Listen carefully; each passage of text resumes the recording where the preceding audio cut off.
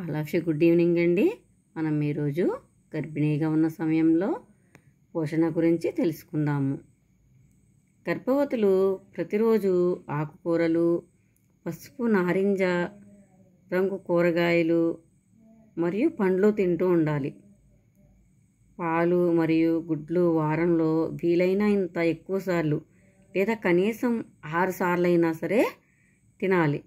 వాళ్ళు గుడ్లు వారంలో ప్రతిరోజు తినాలి. కనీసం 6 సార్లు అయినా గుడ్లు తినాలన్నమాట. గర్భవతి తినే ఆహారంలో సజ్జలు, రాగులు, కొర్రలు లాంటి చిరుధాన్యాలు తింటూ ఉండాలి. దీంతో పాటు మునగాకు, మునగపొడి, కరివేపాకు పొడి ఉండేలా చూసుకోవాలి. ప్రతిరోజు వాళ్ళు తినే ఆహారంలో తొలి ముద్దలో మునగాకు పొడి ఉంటే హిమోగ్లోబిన్ % అనేది త్వరగా పెరుగుతుంది. రక్తహీనత నివారణకు ఈ మునగాకు పొడి చాలా ఉపయోగకరంగా ఉంటుంది. అలాగే గర్భవతులు ప్రతిరోజు తినే ఆహార పరిమాణాన్ని పెంచాలి. ఎంతంటే ఒక పూట తినే భోజనానికి సమానంగా అదనంగా తీసుకోవాలన్నమాట. మనం మామూలు వాళ్ళు తినేదానికి భోజనానికన్నా ఒక గర్భవతి అనేది అదనంగా ఆహారం తీసుకుంటూ ఉండాలి. ఒకేసారి ఎక్కువ మొత్తంలో ఆహారం తీసుకోలేకపోతే కొద్దిగా ఎక్కువసార్లు తీసుకోవాలి. అంగన్వాడీ కేంద్రంలో గర్భవతుల కోసం ఉద్దేశించి అందించిన అదనపు ఆహారాన్ని వాళ్ళే తినాలి. ఇంటికి తీసుకువెళ్ళి ఇతర కుటుంబ సభ్యులకు పంచకూడదు. గర్భవతులు పగటిపూట 1 నుంచి 2 గంటలు విశ్రాంతి అనేది తప్పనిసరిగా అవసరం. అదేవిధంగా మద్యం, పొగాకు వంటివి ఆరోగ్యానికి హానికరం కాబట్టి ఇవి అస్సలు తీసుకోకూడదు. కొంతమంది ఈ రోజుల్లో కూడా కొంతమంది పల్లెల్లో మద్యం, పొగాకుకి అలవాటు పడిన వాళ్ళు ఉంటారు. అలాంటివి అస్సలు కూడా తీసుకోకూడదు. అలాగే గర్భవతులు ప్రతిరోజు రాత్రి భోజనం తర్వాత ఒక AFA టాబ్లెట్ తప్పనిసరిగా వేసుకోవాలి. గర్భిణీ స్త్రీలకు అదనపు ఆహారం ఎందుకు అవసరం? గర్భిణి అదనపు ఆహారం తీసుకోవడం వల్ల తల్లికి కడుపులోని బిడ్డకు కావాల్సిన పోషణ లభిస్తుంది.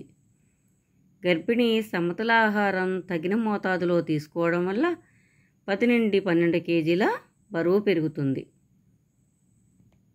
బిడ్డ 2.5 కిలోలు లేదా అంతకంటే ఎక్కువ బరువుతో పుడుతుంది. ఎందుకంటే బిడ్డ పుట్టినప్పుడు 2 కేజీల 500 నుంచి 3 కేజీల 500 లోపు పుడితే నార్మల్ బేబీ అన్నమాట. నార్మల్ గ్రోత్లో పుట్టినట్టు. మ్యాక్సిమం 3 నుంచి 3.5 అలా పుట్టాలి. మనం మంచి పౌష్టికాహారం తీసుకుంటే 2.5 దాటే పుడతారనమాట. ప్రెగ్నెంట్గా ఉన్నప్పటి నుంచి మంచి పౌష్టికాహారం తీసుకుంటూ ఉండాలి. అలాగే ప్రసవం తర్వాత తల్లి త్వరగా కోలుకుంటుంది. బిడ్డకు తగినంత పాలు ఇవ్వడానికి వీలవుతుంది. సరైన పోషకాహారం తీసుకోకపోవడం వల్ల ఏమవుతుంది? తల్లి సరైన పోషకాహారం తీసుకోకపోతే రక్తహీనతకు గురి కావచ్చు.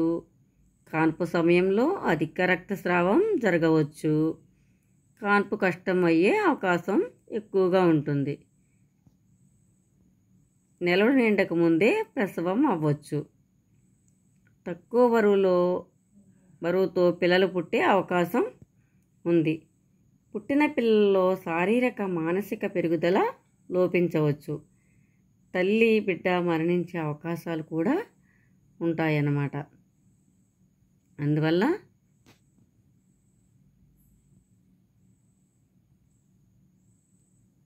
గర్భిణీ స్త్రీ బరువు పెరుగుదల అనేది మొదటి 12 వారాల వరకు 1 కేజీ పెరగడం జరుగుతుంది. అలాగే 12 నుంచి 26 వారాల వరకు 5 కేజీలు బరువు, అంటే ఆ ఫస్ట్ కేజీ 5 కేజీలు కలిపి మొత్తం 6 కేజీలు అవుతుందన్నమాట. అలాగే 24 నుండి 40 వారాల వరకు అంటే 5 కేజీలు పెరుగుతారు. మొత్తం